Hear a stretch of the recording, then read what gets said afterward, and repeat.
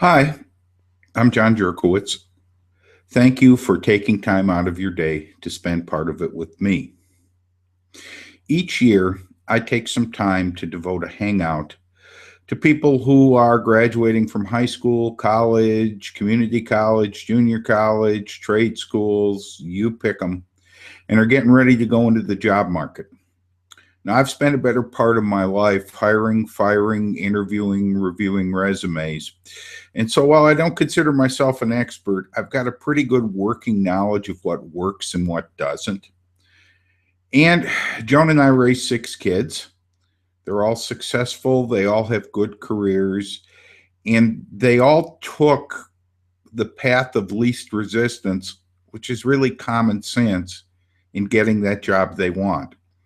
So, what I'm going to do briefly today is I'd like to share 3 tips with you. But before I do that, I want to tell you a story.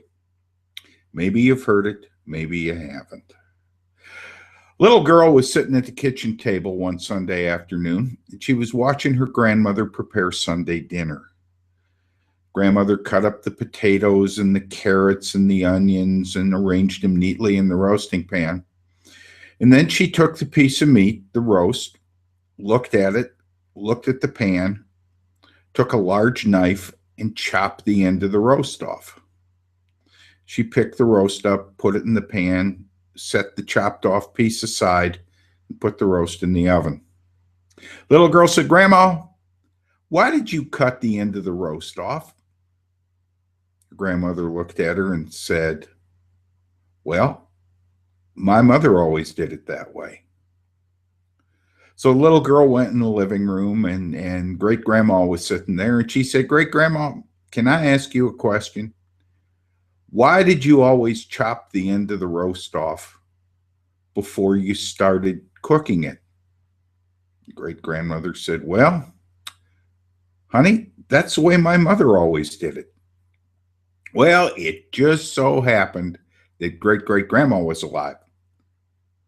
And so grandma and great grandma and the little girl went over to the great great grandma, said, "Great great grandma, how come you always chopped off the end of the roast before you put it in the pan?" Woman thought for a while and smiled and said, "Because the pan wasn't big enough." I told you that story to make a point. There's a lot of tradition that goes on in job search. And while I'm not throwing stones, one of the things I've noticed over the course of my career is that while a lot of things change, sometimes even on a daily basis, we've pretty much confined looking for a job to a set of tried and true values. And most of the time, if you start asking, people say to you, "Well, that's the way we've always done it." So, first thing I want to share with you, kind of a bonus tip, is it is indeed all about branding today. If you're a job seeker, you're selling your brand, you're selling yourself. Tell you a quick story of a client I dealt with this week. She was interviewing for a position that she'd always wanted. It was a marketing position with a large civic company. She had actually been asked to interview. And when she contacted me, she said, "John, I'm a little hesitant." I said, "How come?" She said, "I know some of the other people that are interviewing for this job, and they have a lot of experience in this area. They have a lot of education in this area, and I don't." I thought for a minute. I said, "Well, if you're open to advice, try this on. If the interviewer brings it up, tell them the best advantage that company will have is they've got a clean sheet of paper. You've got no bad habits as far as that industry and that sort of job go to unlearn. They can mold and shape you." That's branding for a job. So, okay, I could go on and on and on, and I promised you I'd only take about a half hour of your time. So I'm going to get right to the screen share here. And I'm going to share, we go, and I'm sharing my screen with you. So this morning, what I want to do is give you 3 tips for a successful career search. So let's get right to tip number 1. Accomplishment trumps longevity. What does that mean? Remember Grandma and the roast? Most resumes are chronological. Now, you may sit down with the partner, a spouse, mom or dad, somebody who's going to help you wordsmith your resume. You may even pay a guy like me to help you write your resume and make it colorful and brand central and focused with mission statements and everything else. And you sit back and, I mean, you want to frame it and hang it on the wall. It's that good. And it is. But now what I'd like you to imagine just for a couple seconds is you're the person who receives that resume. You get it all nice and formatted and you find the email address and you hit send, and that person comes in to work the next morning and they have maybe 200 resumes and they all look alike. So they print them out, or worse, they just scan them on their iPad or on their laptop, looking for 5 or 10 people to interview. And everything reads the same.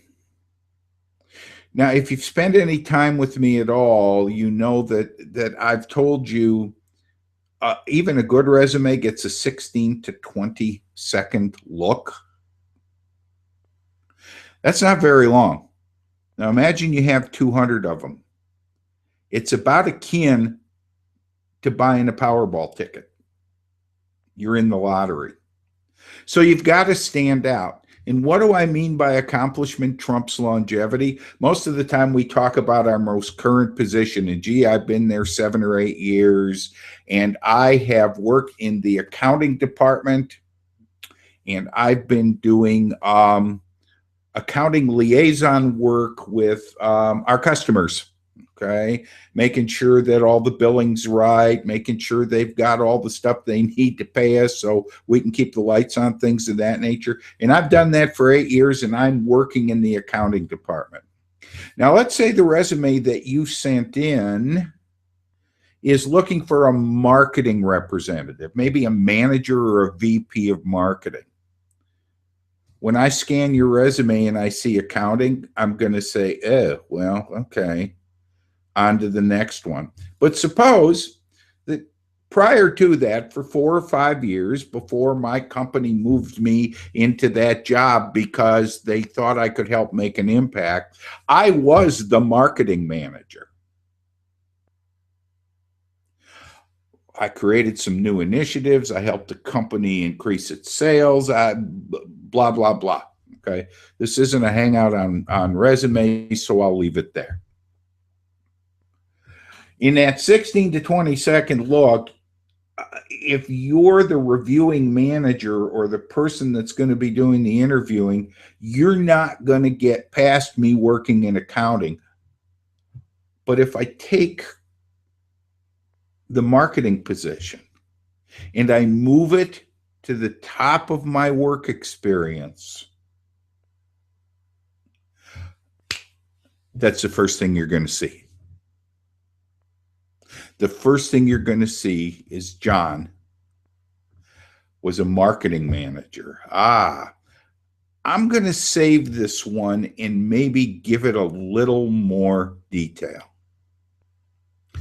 Real quickly, gee, what if they see that it was 6 years ago? Don't they think that maybe I've been out of work for 6 years and they're going to wonder why and not want to interview me and all those other negative things that run around our head? Maybe, real quick, explanation in your cover letter, explanation in the message box of your email. Hey, saw the position, was a marketing manager, had been moved into another job to help them become more successful, but I'm really interested. You'll look on my resume. Okay. Accomplishment trumps longevity. Here's the bad news. Well, not the bad news. You may have to write 3 or 4 different resumes based on the position that you're applying for. What do I mean? Different companies offer different positions. If you have experience and accomplishment in 3 or 4 different areas, you may have to parse 3 or 4 of these together. The important part is that you get noticed. So that's my first tip. And again, if you want to go back and look on my YouTube channel, I've done a couple 45-minute, hour-long videos solely on resumes, and please feel free to take a look at them. Let's look at point number 2. Practice the 80-20 rule. So here you are, you get called in for an interview, you take a shower, put your best clothes on, slick your hair back if you got it, and you show up at the interview and you are just pumped. Okay. You are ready to rock and roll. You're going to impress these people to no end. And it's kind of like you're 50 miles ahead of them before the interview even begins.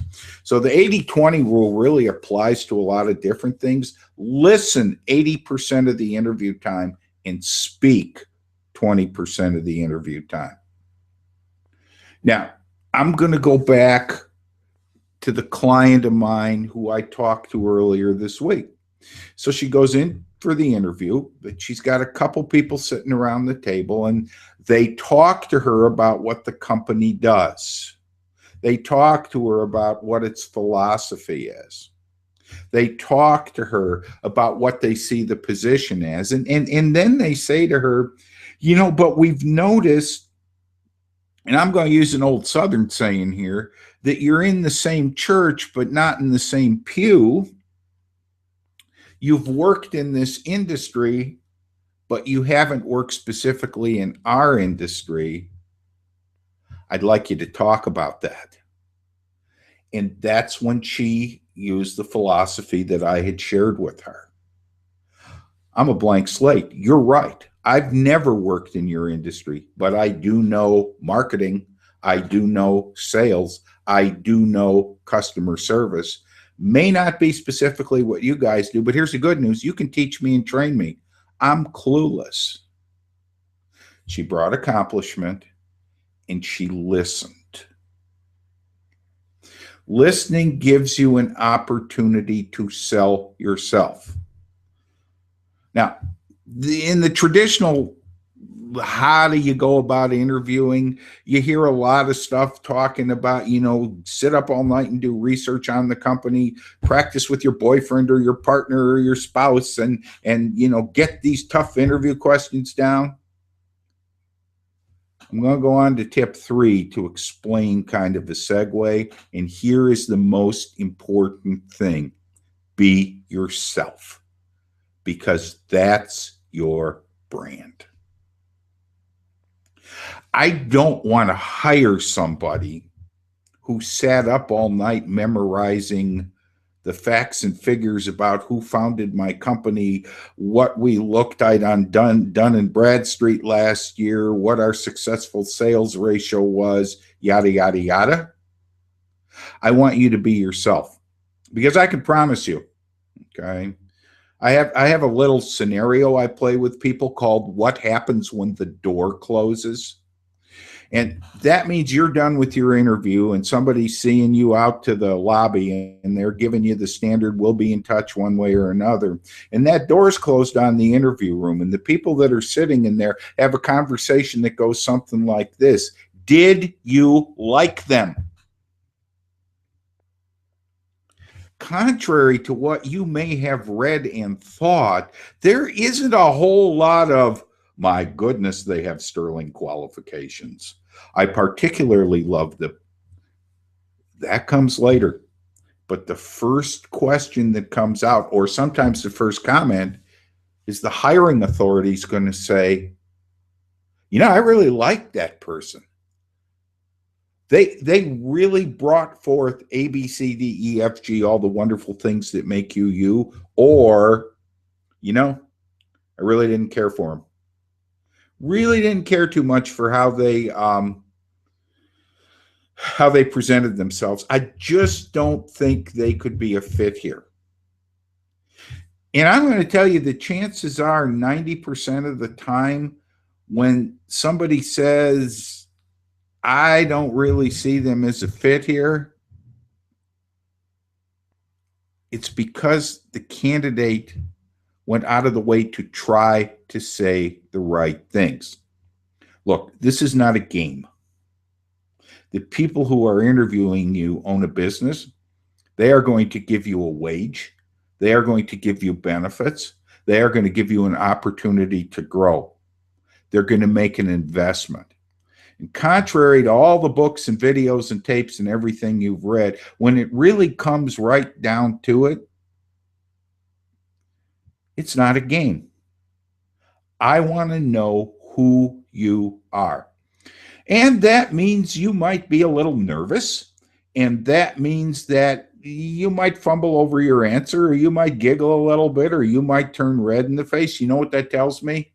It tells me you're a human being. It tells me that just like me, there are things that kind of shake or rattle you. You're not perfect. Do I suggest you prepare? Yeah. I think you need to know a little bit about the company. I think you need to look over your resume and make sure you can address the points on there. 80% of listening, 20% of talking. Now, remember I told you being yourself was going to be a segue on the previous slide where I talked about practicing the 80-20 rule and listening 80% of the time. It gives you an opportunity to formulate your response based on what the interviewer's looking for. Now, here's something, and I'm Mr. Positive, those of you who know me, but I want to share this with you, okay? Maybe you can't address 100% of what the interviewer's looking for, and for you and for them, that's a blessing. Because maybe you're not the right person for the job. Oh, John, you don't understand. It's the job I wanted all my life. Yeah, me too in some instances. But I found out there were things that were better for me and better for my employer down the road. People don't understand that it looks a lot worse if you work for somebody for 3 to 6 months and you part company because things just didn't work out. Listen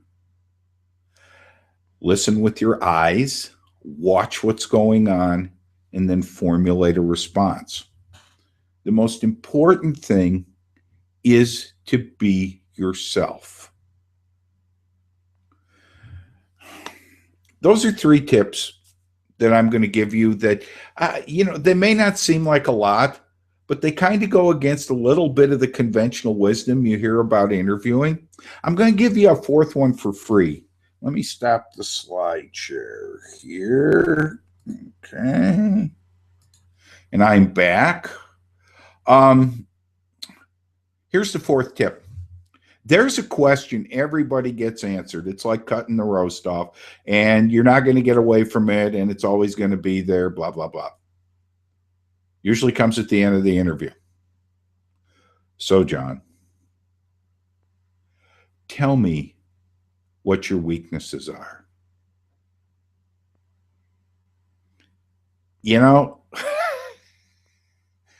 That's like being painted into a corner. I've sat in interviews, people say, well, I'm too enthusiastic, or I have problems with my time management skills, or, well, here's an answer for you that I think is an appropriate answer. As it relates to the position I'm applying for, I don't have any weaknesses or I wouldn't be here. Now, are there things in my life I want to improve on? You bet. But I think for what you're asking for in this job, I'm going to be able to come in and I'm going to be able to get up to speed quicker than anybody else I know. I know 2 people who have told me they've used that, ultimately been offered a position, and been offered the position because that answer put them head and shoulders above everybody else. I know conventional wisdom tells us to be humble. But God rest his soul, my late father always used to say that it's not bragging if you're telling the truth. If you are the best salesperson in the world and that's what you believe and you've got a track record, share it. Okay, one final thing. What if you're just getting right out of school? What if you've got a limited work experience?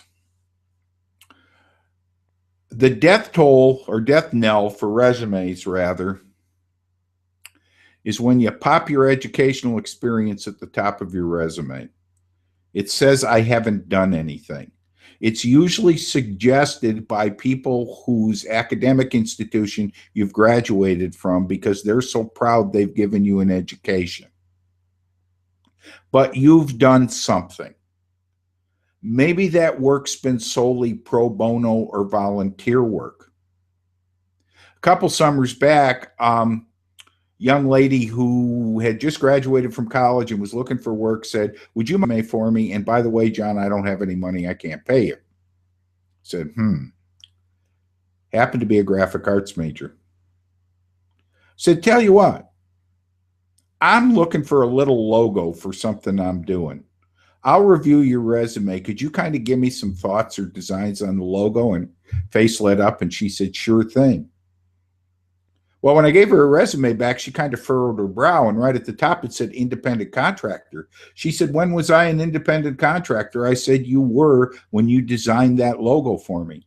I said, now let me ask you something else. Have you done that for any other people? And her eyes got big. She said, oh, about 8 or 10. She said, but I didn't get paid. I said, they didn't ask you if you got paid. You're an independent contractor. So many of you, especially people who've served internships, okay, pull that to the top.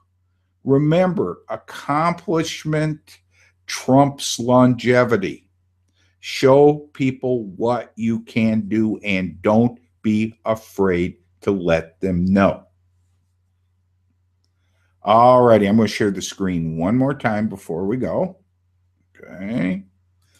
Because I want to tell you that if you'd like to get in touch with me, if you have any more questions, I realize this was only about 25 minutes. If you're watching on YouTube later on, you can reach me at jerkowitzconsulting@outlook.com, or you can reach me on my website at jerkowitzconsulting.com, and I'll be more than glad to answer any questions you might have. So I hope you enjoyed this. No, it was sort of a whirlwind tour, but it's just kind of 3 tips that, will help you out. Use the 80-20, be yourself, and accomplishment trumps longevity. So for me and my staff, which is me and Rocky and Mallory, my 2 dogs, I'd like to thank you for being here, and I hope you have a wonderful day. Thanks. Bye-bye.